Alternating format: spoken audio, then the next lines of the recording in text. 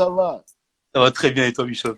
Dieu me fait grâce, tout va très bien. Ah, c'est pour moi un homme très occupé hein, pour, Grave. pour, pour faire monter. C'est chaud. En tout cas, Laisse tomber. merci beaucoup. J'espère que tu vas bien. J'espère que tu vas bien. J'ai vu que Je, Ouais. Dis-moi, dis-moi.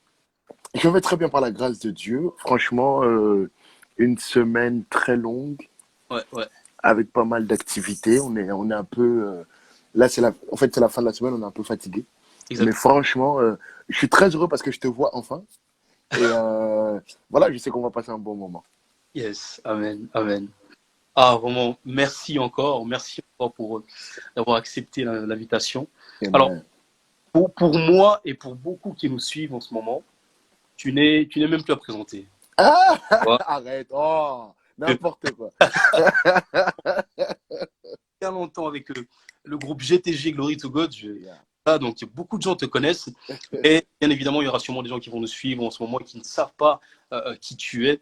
Alors, j'aimerais te demander de vraiment pouvoir te présenter assez rapidement qui est le bishop Eli David Domingos. Ok. Je suis pasteur, artiste, écrivain.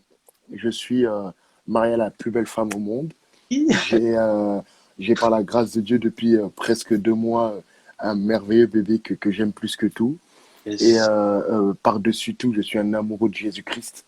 J'aime Jésus plus que tout. J'aime Jésus plus que moi-même. Il n'y a rien qui soit plus grand que Jésus pour moi. Voilà un peu. Amen. Amen. Amen. Ah là là, les invités, vraiment, je suis vraiment ravi. Bishop, comme j'ai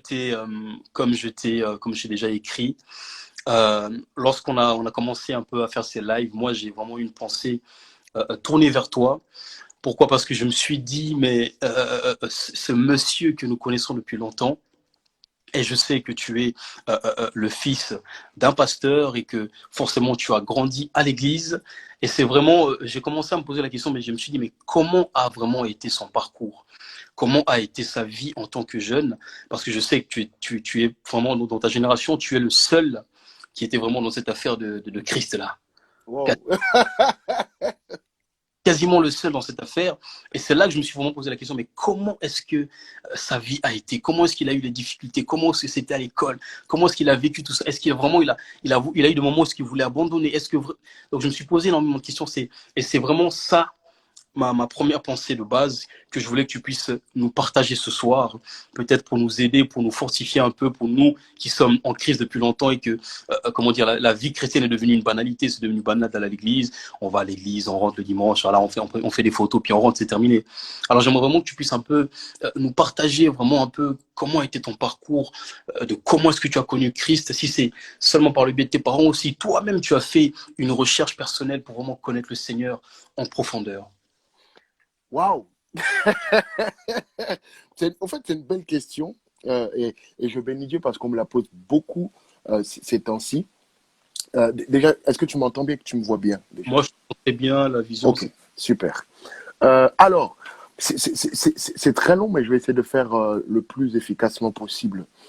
Euh, je suis un bébé qu'on appelle entre guillemets miracle parce que ma maman, d'après les médecins, ne pouvait pas avoir d'enfant. Mhm, mhm. Et, au 3e mois de sa grossesse, les médecins lui ont dit, Madame, au fait, la manière dont est formé son corps, elle ne peut pas porter un enfant. Si elle porte un enfant, ça va peser sur son estomac et ça risque d'exploser, au fait, et ça va la tuer. Ok, oh là là. Ok. Alors, c'est dans ces circonstances-là que moi, je suis arrivé. Et le pasteur, mon père, le prophète Domingos, a fait un vœu à l'Éternel. Il dit, Seigneur, si tu me donnes un enfant, et si c'est un garçon, je te le donne. Il Comme Anne. sera exactement, exactement, c'est vraiment ça. Il sera à toi pour toute la vie. Et jusqu'à aujourd'hui, d'ailleurs, quand dans ma famille, vous demandez combien, en fait, on est né à 5, mais quand vous demandez il y a combien d'enfants, ils disent qu'ils sont 4. Parce que moi, je suis celui qui appartient à Dieu. Hmm. Et j'ai grandi comme ça. Je suis arrivé au monde comme ça. Très tôt, très tôt, à partir de 4 ans, 5 ans, j'ai commencé à jouer des instruments à l'église. J'ai commencé à aimer la maison de Dieu. Mais c'est à mes 12 ans, n'est-ce pas, que j'ai donné ma vie à Christ. Mhm. J'aime beaucoup faire la différence parce que venir à l'église et donner sa vie à Christ, c'est deux choses totalement différentes. Exactement. Amen. Et depuis l'âge de 4 5 ans, j'ai commencé à jouer les instruments. Moi, je suis batteur. Et j'ai commencé à jouer aux instruments. J'ai joué avec beaucoup de personnes de l'époque. Hein. Les papas Ndelingonde, les papas Galantita, paix à son âme. Bref, beaucoup de gens. Les papas Fataki, beaucoup de gens. Et, mais c'est à 12 ans réellement que j'ai donné ma vie à Christ. Pourquoi salut à tous ceux qui sont en train de dire bonjour. Je vois mon frère Eric et tout et tout. Salut à tous les amis. Pourquoi j'ai donné ma vie à Christ? Au fait, au-delà de ma naissance qu'on m'avait raconté, j'ai donné ma vie à Christ tout simplement à cause de l'amour de Dieu. Et cet amour-là a été manifesté au travers de mes parents. Quand je voyais comment ils aimaient Dieu, Mhm. quand je voyais comment ils servaient Dieu, et Mhm. surtout que je voyais comment, tu sais, moi, comme tu l'as dit, je suis né dans la famille d'un pasteur, et je voyais la gratitude des gens, la méchanceté des gens. Je voyais des personnes à qui le pasteur, mon père, faisait du bien et qui lui rendait le mal. En fait, je voyais tout ça, Ouais, mais ouais, ouais. malgré ça, leur amour ne changeait pas, au fait. Leur amour était au contraire, ils aimaient encore plus les gens. Et ça m'intriguait. Je me demandais comment des êtres humains peuvent aimer autant les gens.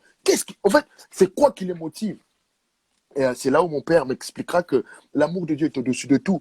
Et il me donnera un texte que j'aime tellement. La Bible dit, avant que nous aimions Dieu, Dieu nous aimait déjà. Cette phrase m'a bouleversé à l'âge de 12 ans. J'étais paumé dans ma tête, sincèrement. Je me dis, mais comment c'est possible que quelqu'un qui ne me connaît pas, ou en tout cas je le pensais, qui ne me connaissait pas, quelqu'un, en fait, je n'ai aucune attache avec lui, peut m'aimer. Et j'ai demandé au Seigneur de me révéler son amour. C'est ainsi qu'en juillet 2002, j'ai accepté Jésus-Christ comme mon Seigneur et Sauveur. Et je peux te dire que l'amour de Dieu, c'est quelque chose que je ne sais pas expliquer. Je n'ai pas les mots pour l'expliquer, mais cet amour a rempli mon cœur. Cet amour a transformé ma vie. Cet amour a fait que, au fait, je peux aimer les gens sans j'ai pas besoin qu'on me fasse du bien. J'aime les gens parce que Dieu m'a aimé. Cet amour a effacé le mal de ma pensée. Cet amour a effacé les rangs sociaux. C'est-à-dire que quelqu'un ait de l'argent ou pas, qu'il soit influent ou pas. C'est pas ça mon problème. Je l'aime parce que Dieu m'a aimé. Et c'est cet amour-là qui a transformé toute ma vie. Et en 2002, j'accepte Jésus. En 2004, n'est-ce pas, je me fais baptiser par immersion. En 2006, n'est-ce pas, l'appel du Seigneur par rapport aux vœux que mon père avait fait va crier. OK? Et Mhm. en février 2000, en février 2006, je vais très vite, hein, je vais très très vite parce que je sais que tu veux me poser des questions et j'ai peur, donc je vais vite. En 2006, c'est là où l'appel du Seigneur va crier sur ma vie. Au fait, je te raconte ça rapidement. On termine un jeûne de 40 jours en 2006 et on terminait le dimanche, si je ne me trompe pas, le dimanche 19 février. Donc on avait commencé du 1er jusqu'à ce jour-là. Et tu sais, c'est la fin du culte. Franchement, 40 jours. Hey, ceux qui n'ont jamais jeûné, 40 jours, c'est quelque chose. C'est long, 40 jours. 3, ça va. 7, ça va. 21, ça commence à devenir long. 40, c'est relou. Ouais, Mais ouais. 40 jours, on les a fait. Et je me souviens très bien, le pasteur avait demandé que ce soit un jour de fête et que tout le monde soit habillé en tenue africaine. Moi, j'avais mis un boubou tout blanc. Franchement, on était grave contents. C'est la fin. On n'était même pas contents parce que on était contents parce que c'est la fin du jeûne, parce qu'on va manger. Voilà Ouais, pourquoi ouais. on était contents.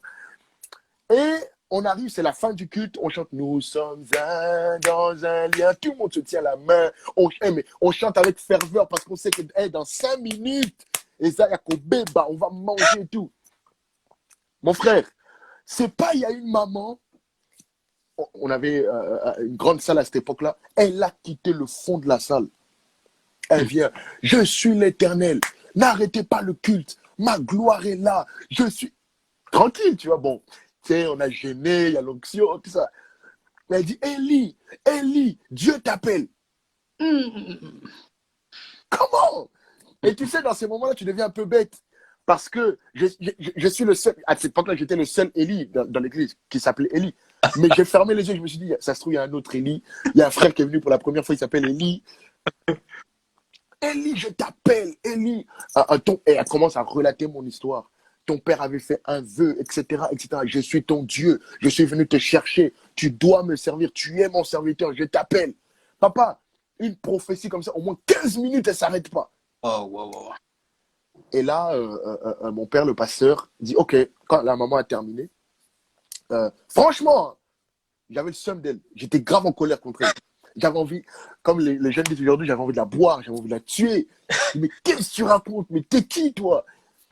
Là, mon père prend le micro, il demande amenez-moi l'huile, les anciens venaient, les pasteurs venaient. Ils ont fait un grand cercle, il y avait au moins une vingtaine de personnes, toute l'église debout, au moins 300 personnes. Et il vient et il commence à pleurer. Il dit tout ce qui se passe là, Dieu me l'a dit cette nuit et Dieu m'a demandé de lui rendre son enfant. Comment? Qu'est-ce qu'il raconte? Qu'est-ce qu'il raconte? C'est quoi son problème? Donc, moi, dans ma tête, c'est que lui et la maman, là, ont fait un complot, tu vois. Exactement. Ils ont fait un complot pour m'avoir, tu vois. Et il a déversé l'huile et il m'a consacré à mes 16 ans au service du Seigneur et a commencé à servir l'œuvre de Dieu, a commencé à faire l'œuvre de Dieu. Mais je vais te dire la vérité, c'est là où les choses les plus difficiles ont commencé, au fait. Parce que le combat entre ma jeunesse et l'appel de Dieu ont commencé. C'est pour ça, en fait, quand je vois les jeunes se battre avec l'appel de Dieu, quand je vois les gens refuser l'appel de Dieu, je ne peux pas les incriminer parce que c'est le combat de ma vie. C'est le combat de ma vie. Papa, moi, j'ai commencé à servir Dieu dans le champ, j'avais 12 ans. J'ai commencé à prêcher l'évangile, j'avais 16 ans. J'ai commencé à diriger l'église, j'avais 20 ans. C'est-à-dire que toute ma jeunesse, je l'ai faite au service du Seigneur.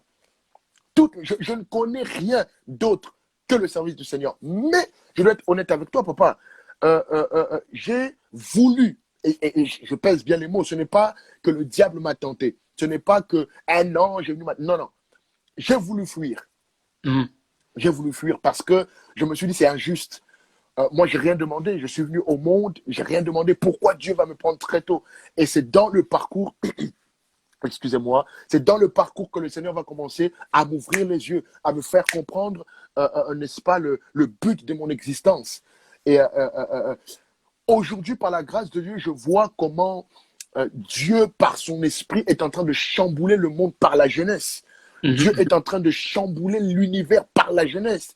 Aujourd'hui, les pasteurs, entre guillemets, qui sont reconnus, qui servent Dieu à un autre niveau, c'est des jeunes qui ont moins de 40 ans, ou en tout cas moins de 45 ans. Tu vois, et je vais être honnête avec toi, c'était nos prières. C'était nos prières parce que quand j'ai compris l'appel de Dieu, j'ai dit, Seigneur, si moi tu l'as fait pour moi, c'est qu'il y a encore 7000 autres prophètes qui sont cachés. Il faut qu'ils se lèvent. Il faut. Et je milite pour ça jusqu'aujourd'hui. Voilà un peu le parcours, un peu comment nous avons travaillé pour le Seigneur jusqu'aujourd'hui. Amen, amen.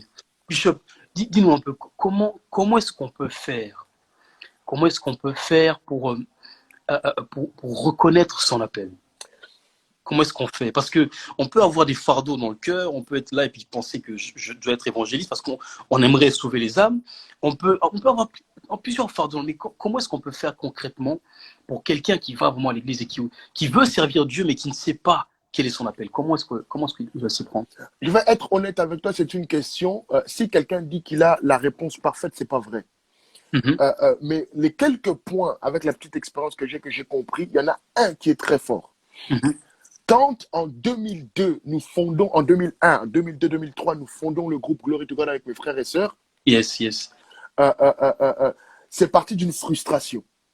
Ah bon? Très souvent, l'appel du Seigneur se cache par une frustration.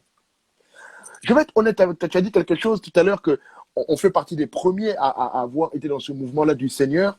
Nous, quand nous avons commencé à faire la musique, par exemple, il n'y avait pas de groupe de jeunes. Ça n'existait pas. Je vais être honnête avec toi.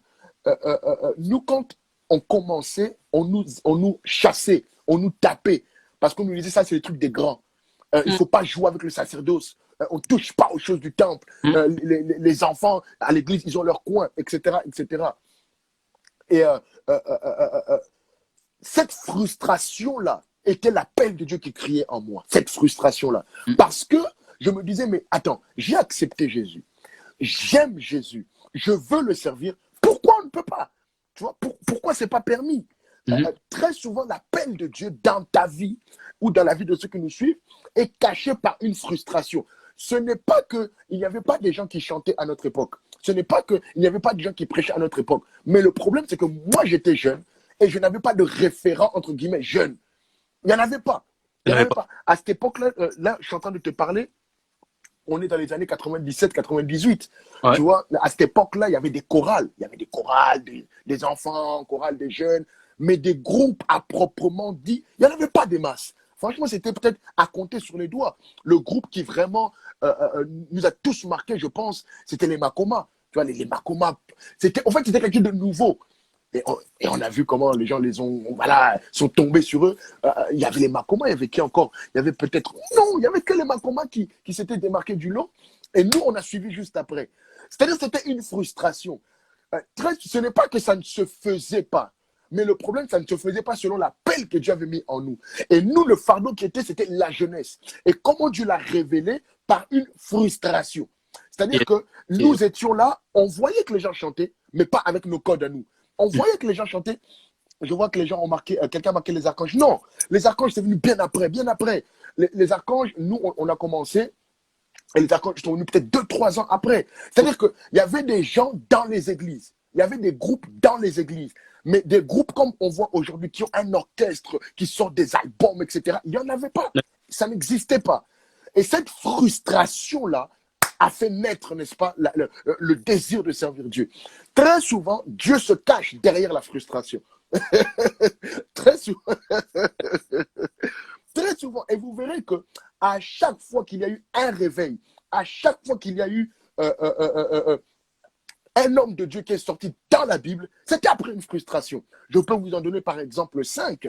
Moïse qui vient. Moïse vient parce que le peuple d'Israël est frustré de l'esclavage. C'est pour ça que Dieu envoie Moïse. On est dans Exode 3, Exode 4, la Bible dit « J'ai vu leur douleur, j'ai vu leur souffrance, alors je suis venu. » Une frustration. Quand on voit par exemple des juges comme Samson, comme Déborah, comme Jephthé, comme Gédéon, c'était à cause d'une frustration. C'est-à-dire que le peuple d'Israël souffrait et Dieu relâche quelqu'un. Les plus grands appels naissent des frustrations. Les frustrations vont amener un fardeau et le fardeau sera l'appel au désir de Dieu. C'est très important. La frustration va faire naître un fardeau et ce fardeau-là va faire naître une réponse à l'appel de Dieu. Maintenant, le problème, c'est quoi? Le problème, c'est qu'il faut savoir canaliser cette frustration-là. C'est là où maintenant l'église locale est très importante. Je peux avoir une frustration, mais il faut qu'elle soit encadrée. Il faut que mon pasteur, mes responsables, mes leaders puissent m'encadrer maintenant.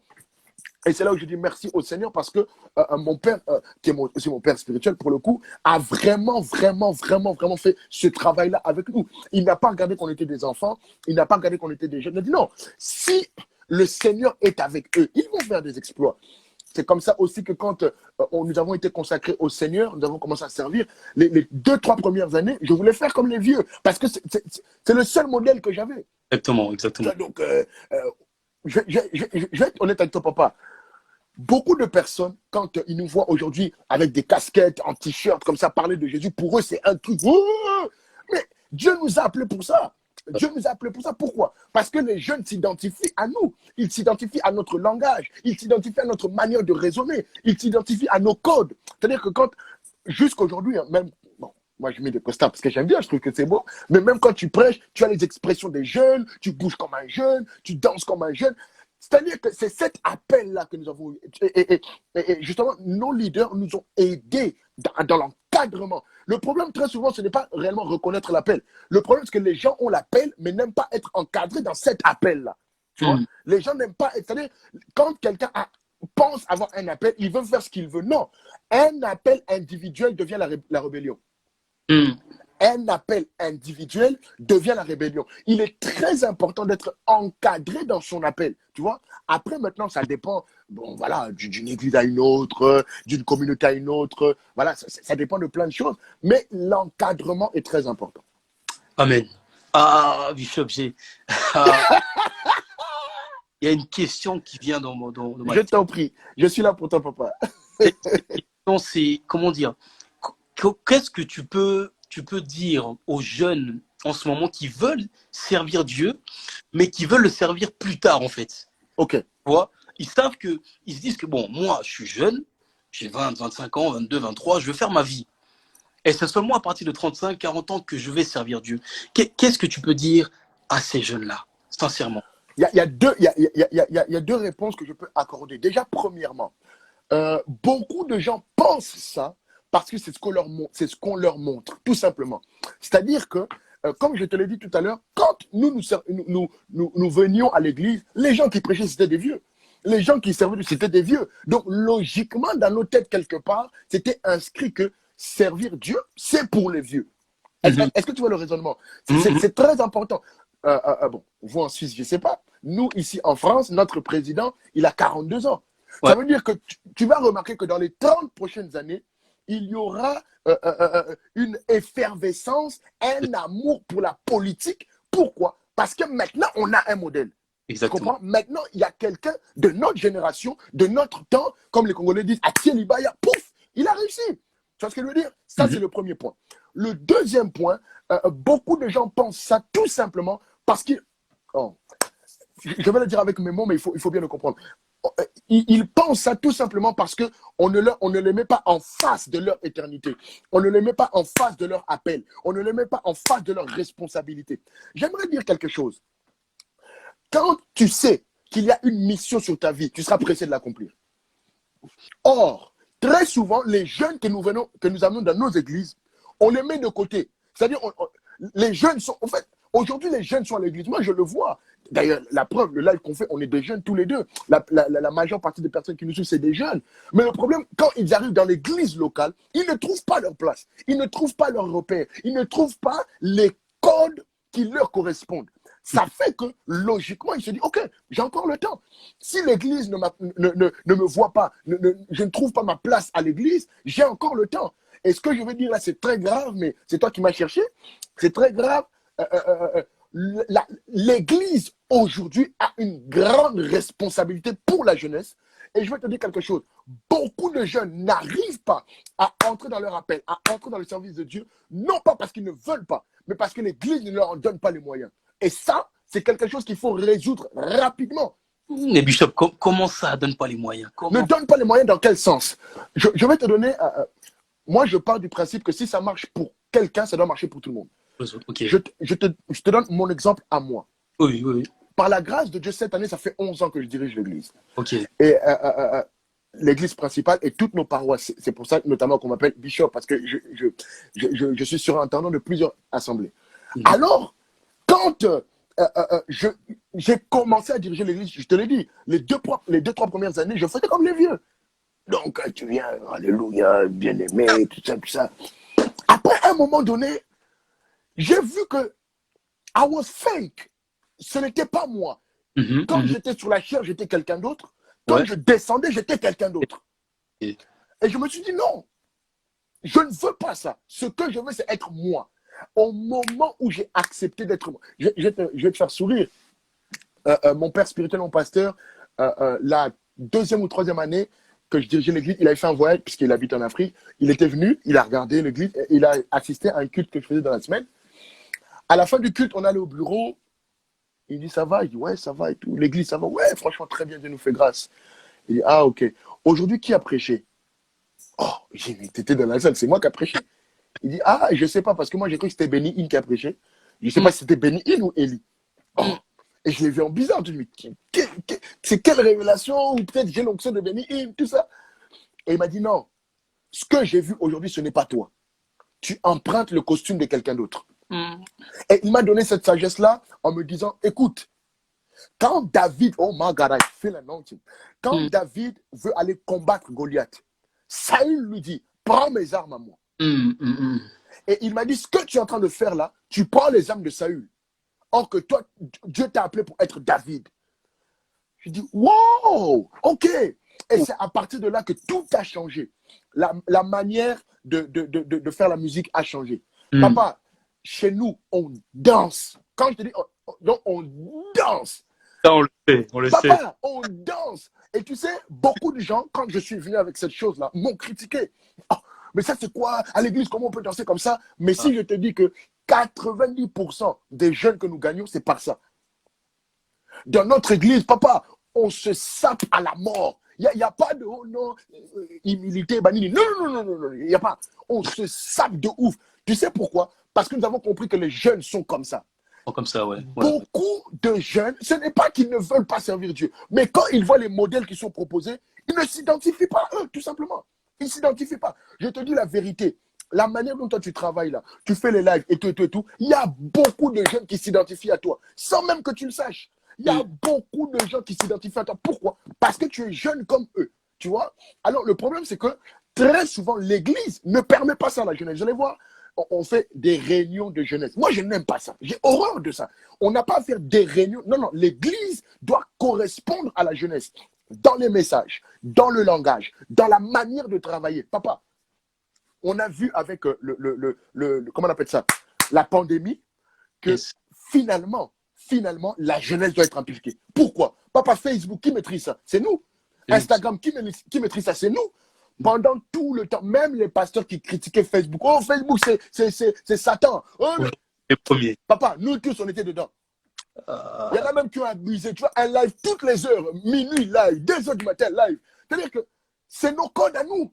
C'est notre façon à nous. Alors pourquoi ne pas mettre, moi j'appelle ça réactualiser l'église. Mettre les jeunes dans, n'est-ce pas, dans des postes stratégiques. Je vais aller plus loin. La manière de réfléchir d'aujourd'hui et d'hier, ce n'est plus comme ça. Plus du tout. Papa, c'est terminé, c'est terminé. Un pasteur qui ne veut pas le comprendre, c'est qu'il ne comprend pas les désirs de Dieu pour aujourd'hui. Amen, amen. À chaque fois que Dieu emmène une nouvelle époque, il lève des jeunes. Amen. Oh my God.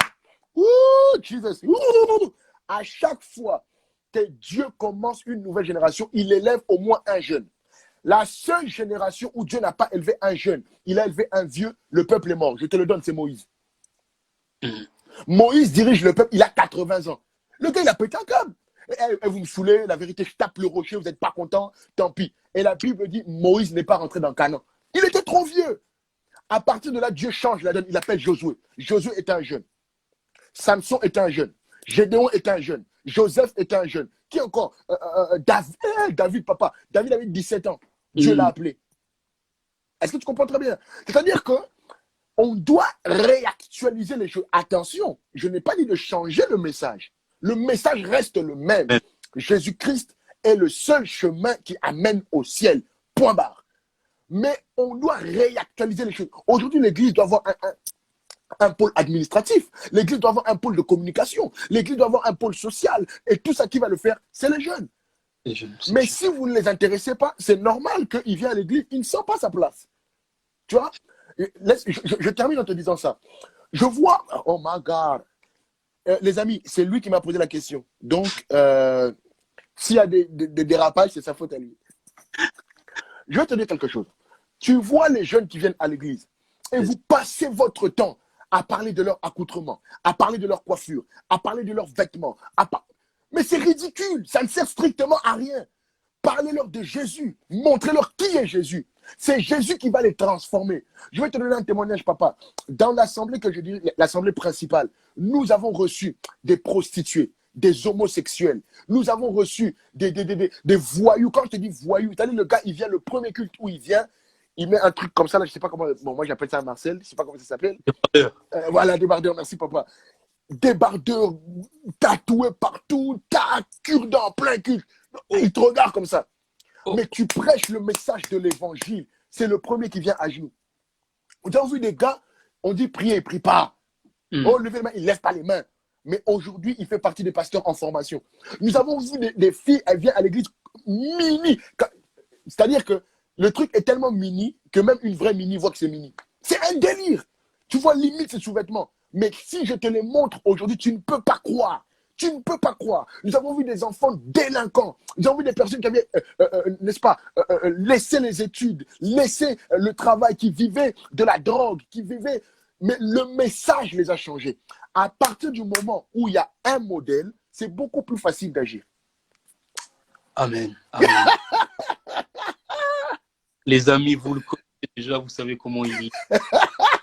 Aïe, aïe, aïe. J'ai encore une question qui... Vas-y, papa. Les amis aussi, n'hésitez pas, si vous avez des questions, il y a la boîte à questions, vous pouvez noter, il n'y a pas de souci. Bishop, ce que je remarque chez l'être humain, chez n'importe quelle personne, c'est que lorsque nous avons notre intérêt dans quelque chose, nous sommes spontanés pour faire les choses. Oui, oui. Alors maintenant, ma question, c'est quel est l'intérêt pour un homme, pour une femme, d'avoir Dieu dans sa vie? Là, je parle que ce soit une personne qui a grandi à l'église, parce qu'on est beaucoup à avoir grandi à l'église. Il arrive un temps où les parents ne peuvent plus nous forcer à aller à l'église. Exactement. C'est nous qui faisons le choix d'aller ou de ne pas aller. Alors, il y a beaucoup qui n'y vont plus parce que tout va bien dans la maison. Le coronavirus était là, beaucoup n'ont pas été touchés, les familles n'ont pas été touchées. Donc, les gens ne voyaient pas l'intérêt d'avoir Christ dans leur vie. Alors, dis-nous un peu, aide-nous un peu.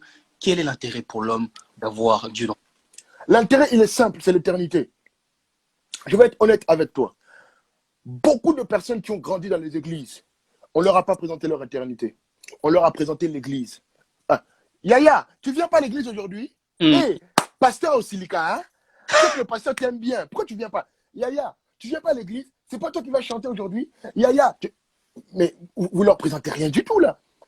On présente, tu l'as dit, l'homme est fait comme ça pour son intérêt. Mais papa, le premier à faire ça, c'est Dieu. Dieu nous a sauvés pour le servir. Lui-même, déjà, c'est un gars d'intérêt. Tu vois ce que je veux dire? C'est-à-dire qu'il faut présenter aux gens leur intérêt. Et leur intérêt, c'est l'éternité. Il faut présenter ce message-là aux gens. C'est un message qui n'est plus à la mode, malheureusement. Il faut prêcher aux gens l'éternité. Yaya, si tu n'acceptes pas aujourd'hui Jésus, tu vas en enfer. Il n'y a pas 14 messages. Tu vas en enfer. Et le seul chemin qui t'emmène, n'est-ce pas, au ciel, ce n'est pas l'église. Ce n'est pas ton pasteur. Ce n'est pas ton groupe de jeunesse. Non. Le seul chemin qui t'emmène au ciel, c'est Jésus. C'est comme ça qu'il faut présenter l'éternité. En fait, beaucoup de gens ont grandi à l'église, mais malheureusement, et ça je te le dis sincèrement, malheureusement, par la grâce de Dieu, j'ai déjà voyagé dans toute l'Europe. Et à chaque fois que je fais l'appel au salut, je suis choqué de voir que dans les églises, la moitié vient devant. C'est-à-dire que les gens, on ne leur présente pas l'éternité. On leur dit, venez à l'église. Je vais vous dire quelque chose qui va peut-être vous choquer. L'église ne sauve pas. L'église ne sauve personne. L'église est faite pour former les gens à aller impacter la société et les préparer à aller au ciel. L'église ne sauve pas. Ce qui sauve, c'est Jésus-Christ de Nazareth. Amen, amen, amen. C'est lui qui sauve. Alors, il faut présenter cette éternité-là aux gens. Il faut dire que, Yaya, tu n'acceptes pas Jésus, tu iras en enfer. La Bible est claire. Celui qui reçoit le message va au ciel. Celui qui le refuse, n'est-ce pas, va en enfer. C'est clair et net. Ça, c'est la première chose. La deuxième chose, il faut montrer aux gens le plan de Dieu pour leur vie. Oh, Jesus. Je suis choqué de voir que vous... Je vais m'attarder sur les jeunes parce que je vois qu'il y a beaucoup de jeunes. Je suis choqué que ton église a 60% de jeunes et vous ne leur présentez pas l'intérêt qu'ils ont à être avec Jésus. Moi, ça va faire... on est en 2020, ça va faire peut-être 6 ou 7 ans, quelque chose comme ça, où j'ai une réunion que j'appelle JCA, Jeunes Chrétiens et après. Et cette réunion est devenue mon message principal. Je montre à la jeunesse que, écoute, être chrétien, c'est bien. Être jeune, c'est bien, mais et après? C'est quoi ta destinée? À quoi Dieu t'appelle? Qu'est-ce que Dieu voit sur toi? Mais il faut leur présenter. Il faut leur dire. Il faut leur dire que tel que tu es jeune là, c'est un avantage de ouf. C'est un avantage de ouf d'avoir accepté Jésus dans ta jeunesse. Pourquoi? Parce que tu peux faire ça, tu peux faire ça, tu peux faire ça, tu peux faire ça. Nous avons pris les gens et nous les avons rendus captifs à l'église. C'est-à-dire que quelqu'un vient à l'église, il est juste là. Il est là, ça fait 5 ans, il est là. Ça fait 10 ans, il est là. Mais c'est normal que les jeunes pètent un câble. C'est normal que les jeunes ne veulent plus venir à l'église. Tu sais, mon pasteur dit, l'église, quand c'est trop, ça fatigue. Mais c'est la vérité. Exactement. Quand toi, tu es arrivé à l'église à 3 ans, tu as 17 ans aujourd'hui, mais tu es saoulé. C'est la même routine. Tous les dimanches matin, on se réveille, on va à l'église. Tu es saoulé. Donc, quand tu as l'occasion de fuir, Yaya, tu vas fuir. Non. Il faut présenter aux gens un plan. Il faut présenter aux gens un plan. Il faut leur dire, quand tu acceptes Jésus, premièrement, tu as le ciel. Mais deuxièmement, Jésus dit, Jean 10, tu auras la vie en abondance. My God, I feel anointing. Tu auras la vie en abondance. La vie en abondance, c'est quoi? Avec Jésus, tu peux réussir dans ton avenir. Qu'est-ce que tu veux faire? Oh, moi, je veux être footballeur. Avec Jésus, tu peux l'être. Qu'est-ce que tu veux être? Je veux être politicien. Avec Jésus, tu peux l'être. Il faut emmener les gens dans le processus de leur appel. C'est très important. Au lieu de passer le temps à leur interdire des choses, tu sais, je vais être honnête avec toi. Je vais être vraiment honnête avec toi. Moi, je suis enfant de pasteur. Dieu m'a appelé depuis ma plus tendre enfance. Mais si je te dis que j'ai eu à faire des choses inimaginables que les gens ne savent même pas, je le témoigne. Aujourd'hui, je n'en ai pas honte parce que c'était mon parcours. Mais j'ai eu à faire des choses effroyables. Pourtant, j'étais à l'église. Pourtant, je servais Dieu. Moi, j'ai connu les femmes très tôt. J'avais même pas encore 15 ans. J'avais même pas encore 15 ans. J'ai connu ce que c'est faire avorter une fille. Mais j'étais à l'église. Est-ce que tu comprends un peu? Ce n'est pas l'église qui fait que les gens vont bang. Non, non, non, non. Il faut leur montrer l'éternité et leur montrer clairement. Écoute, ta vie compte pour Dieu. Ta vie compte pour Dieu. Tu n'es pas obligé d'être pasteur. Parce que des fois, ce qui dégoûte aussi, c'est qu'on veut tous devenir pasteur. Yaya, moi, ça m'a été imposé d'être pasteur. Et si j'avais le choix, je ne le serais pas. Ah, Voilà, je te dis la vérité, je ne le serais pas. Papa, être pasteur, c'est pas ce que je vois aujourd'hui là. Être pasteur, c'est la souffrance. Ne voyez pas parce qu'on porte des costumes, tu as ta grosse voiture, ta maison et tout. Non, non, non, non, non, non. Ça, c'est du bling-bling, ça sert à rien. Être pasteur, c'est quand tu es chez toi, à la maison, tu te grattes la tête, tu dis, hé, mais le problème là, on va régler ça comment? c'est ça, c'est ça. Ah, mais le frère là, il change pas, Seigneur, qu'est-ce que je dois faire? C'est ça. Mais c'est des mathématiques que tu n'aimes pas. Alors que nous, tu vas voir qu'un frère, un jeune, il a 22 ans, 23 ans, il prie à l'église directement pour Boulélé. Ah, ouais, mais tu es un prophète. Qui t'a dit ça? Non, il n'est peut-être pas prophète. Il est peut-être un frère qui va exceller dans les affaires. Il est peut-être un frère qui va exceller dans le business. Il est peut-être un frère qui va exceller dans quelque chose d'autre. Mais l'église ne le propose pas. Et ça, c'est très grave. Et c'est ce qui fait que les gens ne voient pas l'importance du message de l'évangile et de Jésus-Christ. Amen, amen. Oh, c'est lui qui m'a cherché. On passe tellement vite. Tellement. Il y a une personne qui a posé une question. Il a demandé, Daddy Bishop, comment impacter la jeunesse? Comment impacter la jeunesse? J'aime beaucoup cette question. En fait, je l'aime parce qu'elle me fait rire. Voilà comment moi je réponds à cette question très simplement. On ne cherche pas à impacter la jeunesse. On travaille pour la jeunesse. C'est deux choses très différentes. On ne cherche pas à impacter la jeunesse. On travaille pour la jeunesse. Jésus dit, le plus grand parmi vous, c'est celui qui devient plus petit. C'est-à-dire quoi? Tu veux impacter, commence à servir. Tu veux impacter, commence à travailler. Tu veux impacter, commence, n'est-ce pas, à fournir les efforts. Ce que toi, tu veux qu'on fasse pour toi, fais-le pour les autres. Je te donne un exemple très simple. Par la grâce de Dieu, nous avons ouvert la plateforme Ici c'est Jésus. Tu remarqueras que dans cette plateforme, je ne prêche pas, je ne parle pas. Je fais que recevoir des gens. Pourquoi? Parce que je suis au service des autres. Et c'est là où nous sommes en train d'impacter. Est-ce que tu comprends un peu? Ouais. C'est la même chose, n'est-ce pas, à l'église. Tu dois chercher à servir. Aujourd'hui, je ne dis pas que la personne qui a posé cette question pense ça, mais c'est un peu dans la réflexion de tout le monde. Quand on dit impacter, c'est-à-dire que on va te voir, ça sera toi le pasteur du temps, ça sera toi le chantre du temps. Non, non, non, non, non, non, non. Impacter, regardez Jésus. Jésus a impacté le monde comment? Il essuyait les pieds de ses disciples. Jésus, le roi des rois, essuyait les pieds des disciples. Jésus, le roi des rois, était avec les prostituées. Jésus, le roi des rois, était avec les petits-enfants. Une fois, je fais rapidement, une fois, je termine le culte, je sortais avec les protocoles qui me font passer, etc. Et il y a un petit enfant qui crie « Tonton Bishop, Tonton Bishop !» Alors, je me retourne et je me suis mis à genoux. Et j'ai embrassé cette petite fille, je lui ai fait des bisous. Et on a parlé peut-être 2-3 minutes, et on a terminé. Elle était heureuse, elle est partie. Et tout mon protocole était choqué. Ils arrivent au bureau, le culte termine, avant que je parte, eux tous rentrent. Ils disent, Bishop, on peut te parler? Je dis oui. Et, Bishop, tu as terminé le culte, tu es fatigué, n'est-ce pas? Tu dois rentrer à la maison et tu prends encore le temps pour l'enfant là, vraiment, qu'est-ce qu'elle apporte à l'église? Je dis, Yaya, ce que nous venons de faire avec cet enfant-là, vous ne savez pas le bien que ça apporte à cet enfant-là. Cet enfant, pour elle, son culte a réussi là. Amen. C'est ça impacté.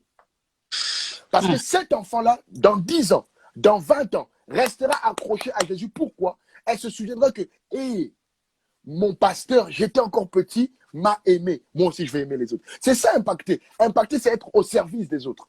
Amen. Amen. Oh là là là là, le temps, le temps. J'ai des questions à la boîte. Je te les pose ici directement.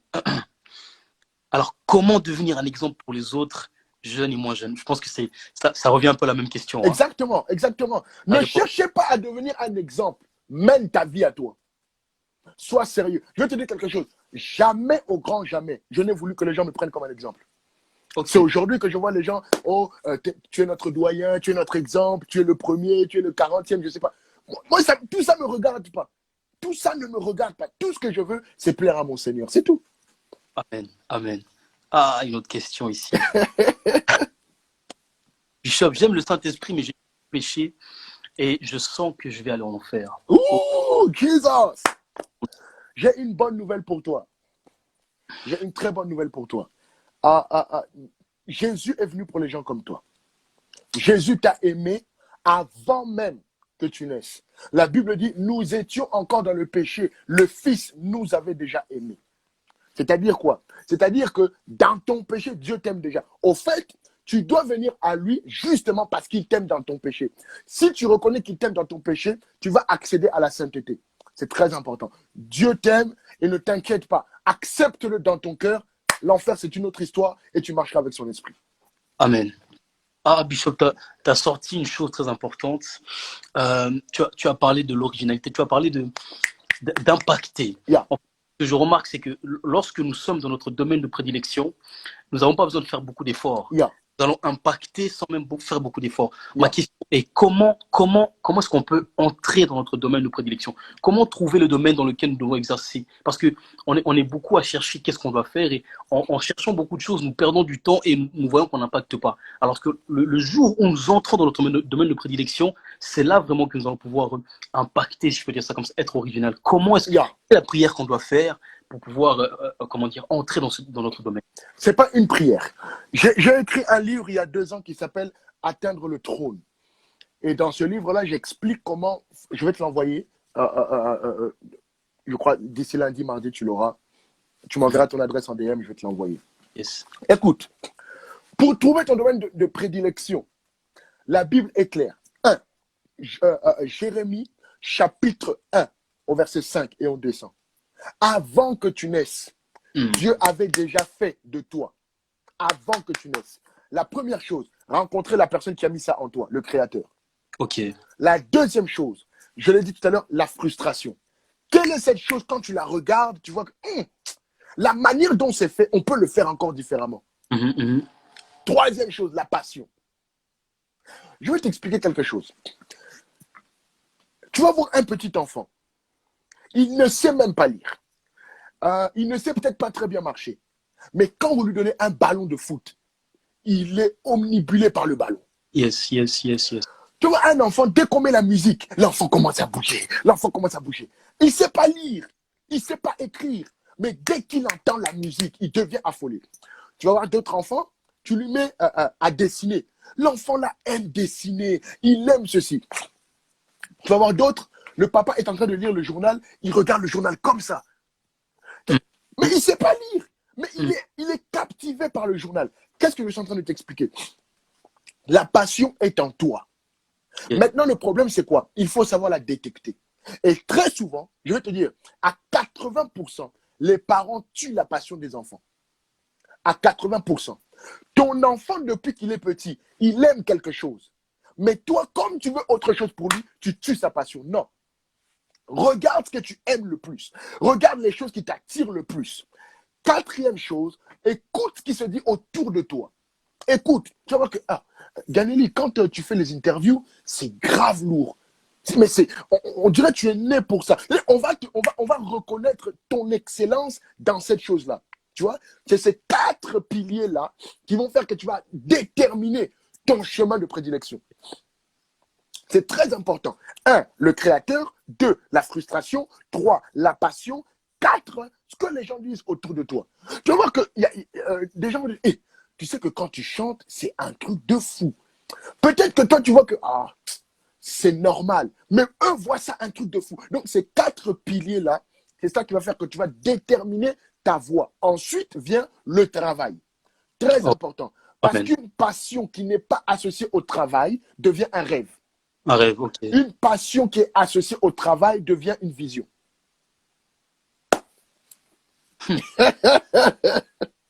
51, j'ai 2 questions. On ne peut pas partir comme ça.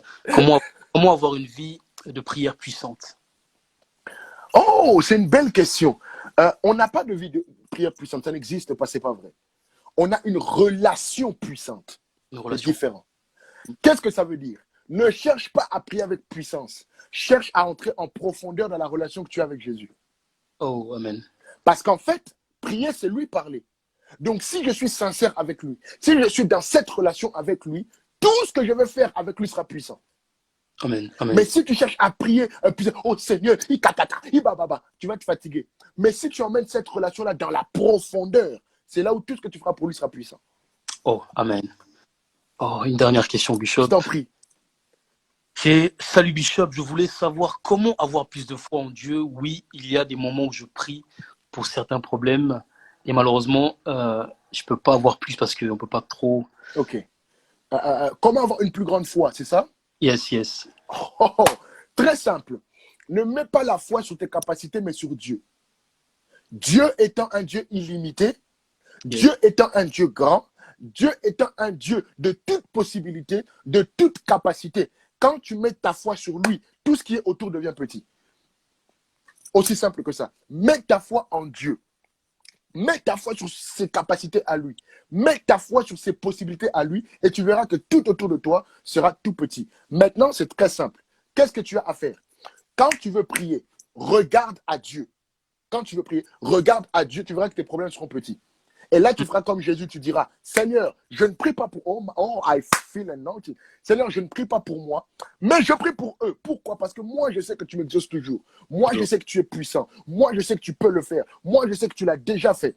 Est-ce que tu comprends? Moi, je sais que tu es avec moi et les problèmes seront tout petits. On fera un numéro 2 quand tu veux. Dernière question et on va clôturer. De manière concrète, comment prier? C'est une belle question. Je salue mon frère, mon grand frère, l'apôtre Michael, qui est là depuis la Guadeloupe. Yeah. Cette question est belle. Maintenant, moi, je peux te poser la question, comment parler? C'est aussi simple que ça. Prier, c'est parler. Très souvent, les gens n'arrivent pas à prier, tout simplement parce qu'ils veulent faire de la prière quelque chose de mystique. Non! Prier, c'est parler à Dieu. Prie comme quand tu parles à un ami. Prie comme quand tu parles à un parent. Prie comme quand tu parles à une connaissance. Emmène ta prière selon la connaissance que tu as de Dieu. Moi, quand je parle à Dieu, c'est mon ami. Yes. Même quand je prie à l'église pour les malades, une fois, il y a un pasteur qui avait assisté pour la première fois à l'une de mes réunions. J'ai prié pour une guérison, Dieu a fait grâce. Et à la fin, il me dit, toi, quand tu pries comme une racaille avec Dieu. Non, c'est la relation qu'on a avec lui. Il sait que ce petit-là, si je ne guéris pas, c'est chaud. Tu vois, c'est la relation qu'on a. Il faut il faut parler à Dieu. Il faut prier Dieu comme tu parles à ta connaissance, à ton ami. Amen, amen. J'espère vraiment que par grâce qu'on puisse avoir une deuxième session. Sans souci. Encore, même temps, on pourra pas malheureusement terminer ça. Alors les amis, voilà, vous le connaissez déjà, le Bishop et David Domingo. Arrête, oh là là. Qui est venu intervenir ce soir. En tout cas, Bishop, merci beaucoup. Merci beaucoup pour l'intervention. C'est vraiment un réel plaisir pour moi de t'avoir reçu. Et pour les gens qui nous ont suivis, ne vous inquiétez pas, cela est rediffusé et sera également mis sur YouTube un peu plus tard. On vous enverra sur la story le lien, tout ça. Bishop, un mot de la fin pour la jeunesse. Juste 2 choses. La première chose, merci de m'avoir invité. Yes. J'ai enfin pu mettre un vrai visage, puisque la dernière fois, ce n'était pas un bon visage. Là, c'est un vrai visage sur ton nom et j'apprécie vraiment ce moment que nous avons passé. Et pour tous les amis qui nous ont suivis, une seule chose, aimez Jésus, servez Jésus, vivez pour Jésus, faites tout pour Jésus. Il est le seul espoir du monde. Dans le temps que nous vivons maintenant, c'est prouvé à suffisance que hors de Jésus, il n'y a pas de sécurité. Alors, aimez Jésus, servez Jésus, et je vous assure une seule chose, le temps arrive pour la jeunesse où on ne pourra plus nous arrêter. on ne pourra plus nous bloquer. Le message est en train de brûler, je t'assure. D'ici quelques semaines, quelques mois, un réveil puissant est sur le point d'arriver et nous serons heureux de le vivre. Amen. Amen. Alors, amis, n'hésitez pas, abonnez-vous à notre page. Yes. Juste là, abonnez-vous à sa page également pour recevoir encore plus. Bishop, merci encore, merci énormément. Et je te souhaite une belle soirée. Et puis, je te contacte tout de suite. Yes. Une bonne